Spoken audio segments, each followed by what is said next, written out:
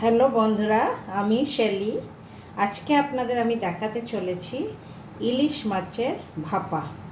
আর তার জন্য আমি নিয়েছি ইলিশ মাছ 5টা পিস নিয়েছি। আর তার সাথে আমার লাগছে কাঁচা লঙ্কা। খুবই কম জিনিস এর মধ্যে লাগে, কিন্তু রেসিপিটা অত্যন্ত সুস্বাদু হয়। এর সাথে আমি নিয়ে নেব হচ্ছে কালো সর্ষে। 5 পিসের জন্য আমি নিচ্ছি হচ্ছে 2 চামচ কালো সর্ষে আর 2 চামচ হলুদ সর্ষে।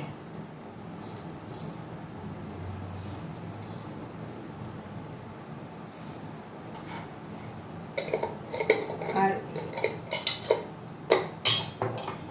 এর মধ্যে নিয়ে নেব আমি নুন পরিমাণ মতন,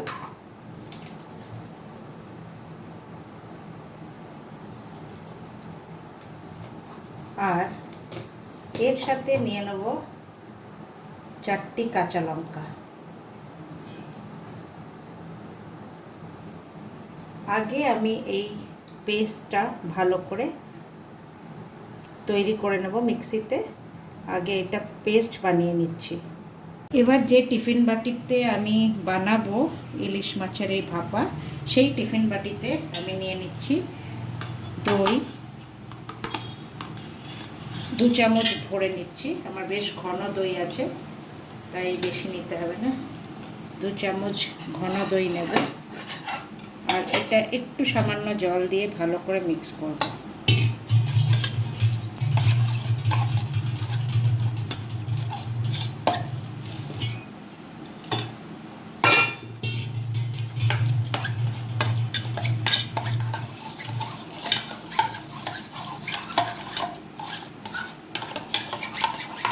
এর মধ্যে সামান্য একটু হলুদ দেব,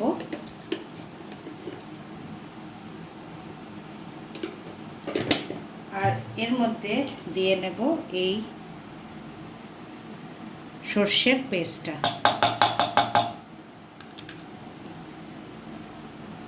সর্ষে 2 রকম নিয়েছি, কালো সর্ষে, সাদা সর্ষে।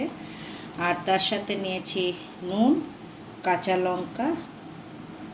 আর এই বাটিটাও আমি একটু ধুয়ে দিয়ে দেব। এবার দই আর এই মিশ্রণটা, মশলা মিশ্রণটা যেটা আমি বানিয়ে রেখেছি সর্ষে দিয়ে, সেটা ভালো করে মিক্স করে এবার আন্দাজে আপনি জল অতটাই দেবেন যতটা আপনারা ঝোল খাবেন। তো সেই আন্দাজে আমি নিয়ে নিয়েছি। একটু মাখার জন্য আমার ভাতের সাথে ঝোল যেটা দরকার হয়, আমি সেই আন্দাজে করে নিয়েছি। আর এবার ভালো করে এটাকে মিক্স করার পরে আমি দিয়ে নেব আর একটু সামান্য নুন। যেহেতু আমার নুন যেটা দিয়েছিলাম মশলায় সেটা সাফিসিয়েন্ট হবে না, তাই সামান্য একটু নুন দিয়ে নেব। আর যেহেতু আমরা বাঙালিরা একটু মিষ্টি খেতে পছন্দ করি, তাই স্বাদ আনার জন্য, ব্যালেন্স করার জন্য আমি একটু সামান্য চিনি দিয়ে নেব। আর দিয়ে নেব সর্ষের তেল। সর্ষের তেলের ঝাঁজ এই মাছে খুবই ভালো লাগে। এবার দেখে নিন এটা মিক্স হয়ে গেছে। এবার মাছ এক একটা করে পিস এর মধ্যে ভালো করে ডুবিয়ে দিন। ইলিশ মাছের এই রেসিপিটা বাঙালিদের খুবই ফেভারিট, আর সত্যি খেতে অপূর্ব লাগে। ভালো করে মাছটা আমি ঢেকে দিচ্ছি। আর এবার আমি কিছুটা কাঁচা লঙ্কা চিড়ে দিয়ে দেব।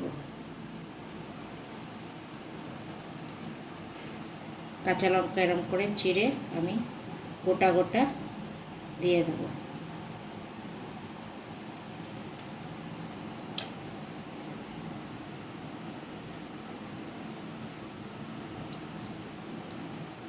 আপনি এটাও দেখবেন যে টিফিন বাটি যেটা নিচ্ছেন, সেটা আপনি যেখানে ভাপা করবেন সেই জায়গাটা যেন ঠিক মতন ভাপা হয়, সেটার জন্য প্রয়োজনীয় যা দরকার আপনাদের বলে দিচ্ছি, ভালো করে টিফিন বাটিটা বন্ধ করবেন।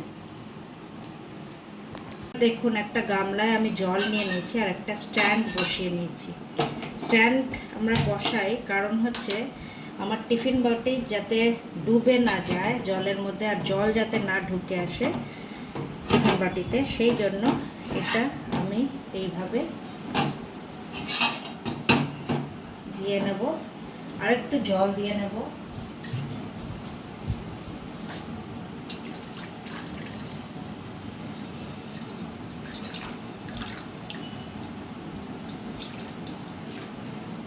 আর এবার আমি ঢেকে দেবো আর একটা গামলা দিয়ে, আর উপরে আমি একটা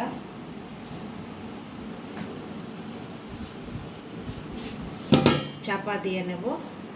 আর এটা আমি রেখে দেব ভালো করে ভাপে, যাতে এটা 20 মিনিটের মতন ভাপে যাতে মাছটা হয়ে যায়। এই তৈরি হয়ে গেছে আমার ভাপা ইলিশ। দেখুন,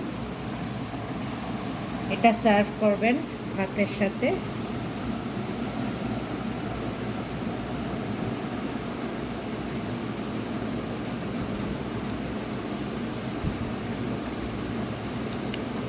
তো আশা করছি এই রেসিপিটি আপনাদের ভালো লেগে থাকবে, আর নিশ্চয়ই এটা বানিয়ে একবার দেখবেন যদি না বানিয়ে থাকেন।